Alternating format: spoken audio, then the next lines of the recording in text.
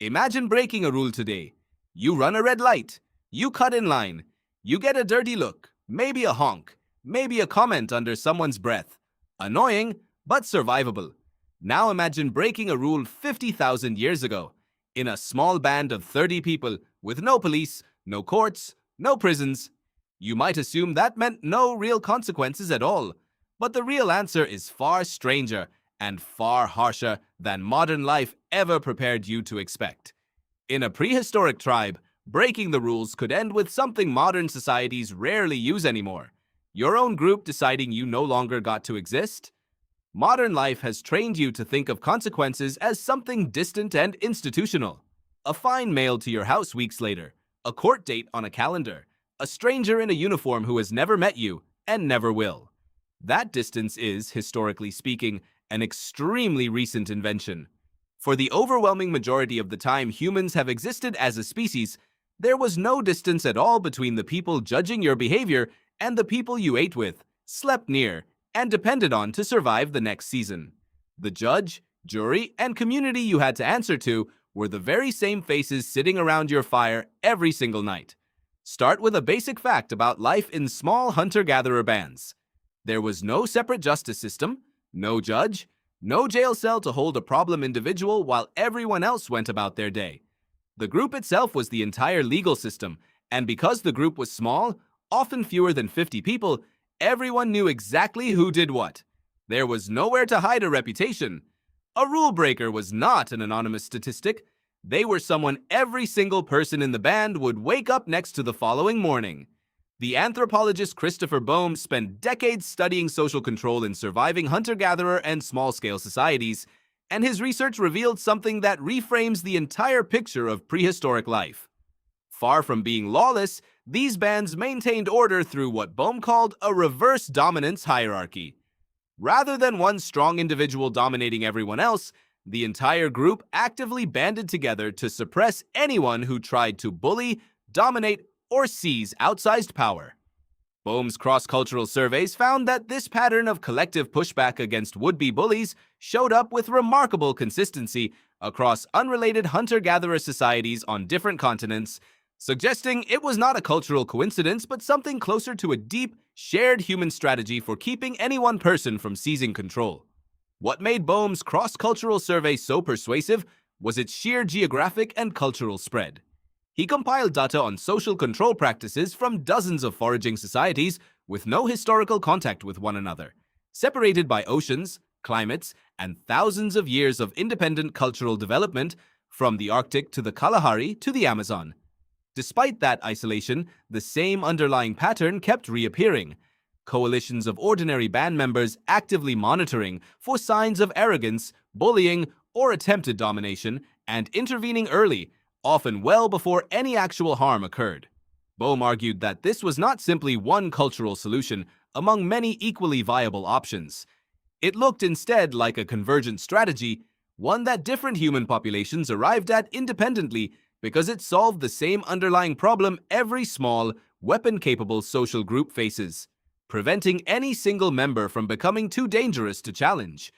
The mechanism behind this pushback followed a fairly consistent escalating pattern. Boehm documented a graduated sequence of social responses. First came gossip, discussing the offender's behavior behind their back, a form of information warfare that could quietly damage a person's standing before they even realized it was happening.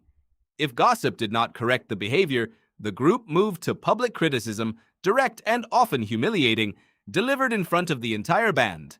If that failed, ostracism followed, a deliberate withdrawal of cooperation, conversation, and inclusion, which in a small interdependent band was a serious blow to survival, since food sharing, protection, and companionship all depended on remaining part of the group's social fabric. And if none of that worked, if a person's behavior became dangerous or repeatedly threatened the group's stability, the final response was execution, carried out collectively by the consensus of the band itself.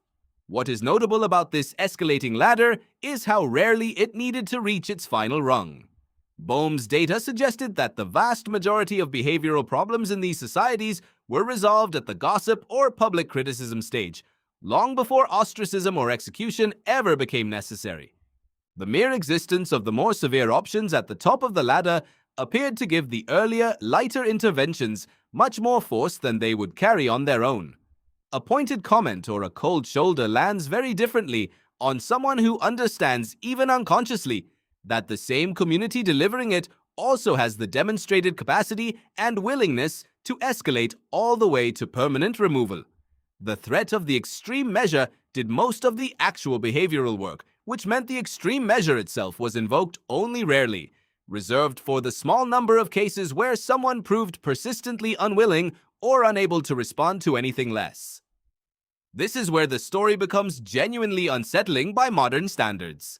The anthropologist Wiessner, who conducted extensive long-term fieldwork among the Juhonsi people of the Kalahari, documented how gossip functioned as the primary tool of everyday social regulation, occupying a striking proportion of daily conversation. Wiessner's research found that this constant social monitoring was not idle chatter. It served as an early warning system, allowing the group to identify problematic behavior patterns long before they escalated into serious conflict, and to apply social pressure while a lighter intervention could still work. The band was, in effect, running a continuous, informal surveillance and correction system powered by nothing more than conversation. Wiessner's fieldwork also uncovered something easy to overlook, that the substance of this gossip was overwhelmingly moral rather than trivial. Her recordings of campfire conversation found that a large share of it centered specifically on evaluating other people's behavior against shared community standards, who had shared food fairly, who had shirked their obligations, who had shown signs of arrogance or aggression. This was not gossip in the modern dismissive sense of idle celebrity chatter. It functioned as continuous moral bookkeeping, a running, collectively maintained ledger of everyone's reputation, updated daily, that determined how much cooperation, trust, and support a person could expect to receive from the group going forward. The most dramatic consequence, execution by group consensus, might sound like an exaggeration, but the historical and anthropological record backs it up. In numerous documented cases across hunter-gatherer societies, including well-studied groups like the Juhonsi, individuals who repeatedly killed others, who bullied and threatened the band without correction, or who otherwise posed an ongoing danger to group survival, were killed not by a single vigilante acting alone, but by collective agreement, sometimes even carried out jointly so that no single person bore full individual responsibility for the killing. This was not chaotic mob violence. It was closer to a decentralized justice system, slow-moving, socially negotiated, and reserved for cases where lesser measures had already failed. The primatologist Richard Wrangham connected this pattern to something even deeper in human evolutionary history. Wrangham's research proposed that the capacity for planned, group-coordinated execution of dangerously disruptive individuals may have been a defining feature separating human social evolution from that of other great apes.